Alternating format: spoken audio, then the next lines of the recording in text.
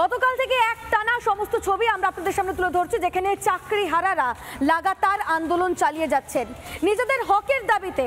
মোট 7 দফা দাবিতে গতকাল যে ছবি আমরা দেখেছি, গত একটানা তারা আন্দোলন করছেন। পুলিশের লাঠি, চর, ঘুষি এবং টপ ছুঁড়েও মারতে দেখা গিয়েছে পুলিশকে, এবং এই অবস্থাতেও, আহত অবস্থাতেও তারা কিন্তু রাস্তায় বসে রয়েছেন, অবস্থান আন্দোলন করছেন এবং সকাল থেকে দফায় দফায় উত্তেজনা ছড়িয়েছে।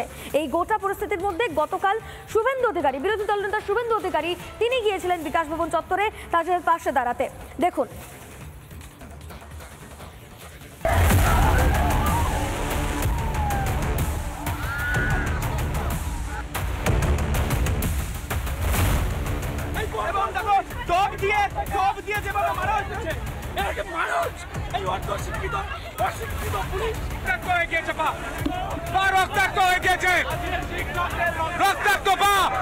শিক্ষা ব্যবস্থা রক্তাক্ত।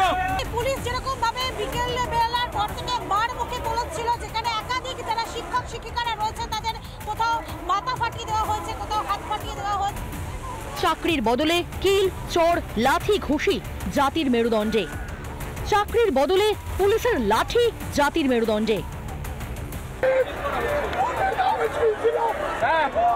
মেরেছে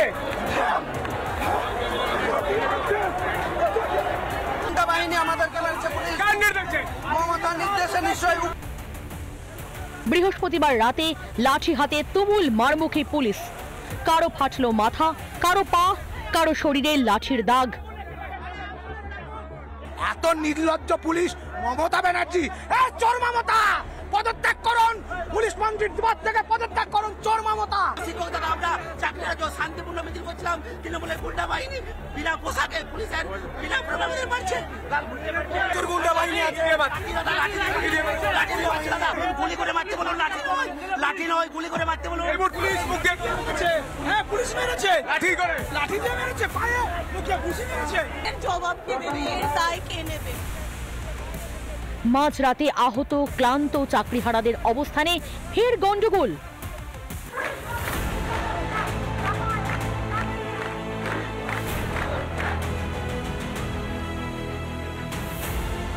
সকালে বিকাশ ভবন যেন দুর্ভেদ্য দুর্গ। মোতায়েন প্রচুর পুলিশ, ব্যারিকেডের দেওয়াল, তৈরি কাঁদানে গ্যাসের শেলো।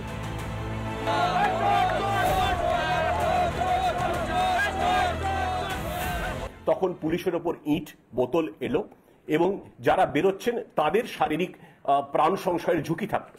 আমরা নিরাপদে তাদের বার করেছি এবং এই বার করার প্রক্রিয়ায় যেটুকু বল প্রয়োগ করতে হয়েছে সেটুকু হয়েছে। পুলিশ সচেতনভাবে কিছু করেনি। আমাদের সহযোদ্ধা যে আহত করেছে, মেরেছে, রক্ত বের করেছে, তার প্রমাণ আছে। ওনারা প্রমাণ দেখাক না। So it has been not the rampant লাঠি চার্জ আপনারা যেটা দেখাচ্ছেন বা যেটা বলছেন, সেটা কোনো মতেই হয়নি। আমরা যতটুকু মিনিমাম বল প্রয়োগ করা সেটুকু করা হয়েছে। কি মানে বাজেভাবে সবাইকে মারা হয়েছে, মানে এটা এক্সট্রিম লেভেল বলবো, মানে ব্রুটালিটি যেটাকে বলে, মানে এইভাবে হয়নি এর আগে কোনোদিন। হাতের চাকরিটার মেয়াদ এই ডিসেম্বর পর্যন্ত। রাজ্যের দুর্নীতির দয়ায় প্রায় বছর 10 পর ফের অযাচিত পরীক্ষার মুখোমুখি হাজার হাজার চাকরিহারা। ছেলে মেয়েগুলোর বিরুদ্ধে জামিন অযোগ্য ধারায় একাধিক মামলা করিয়েছে, ফলস মেডিকেল করে। এ অন্যায় মেনে নেওয়া হবে না। 9 জন বিধানসভা হবে, এটার সমাধান না করলে বিধানসভা চলতে দেব না। আমাদের আনকন্ডিশনাল সাপোর্ট আছে, আমরা এদের পাশে আছি। নীতি নৈতিকতা তো বেশ বাউ জলে। দেওয়ালে পিঠ থেকে যাওয়া এই মানুষগুলোর পাশে এসে দাঁড়ানো দুরস। উল্টে পুলিশের লেঠেল বাহিনী দিয়ে নতুন পাঠ পড়াতে ব্যস্ত রাজ্য সরকার।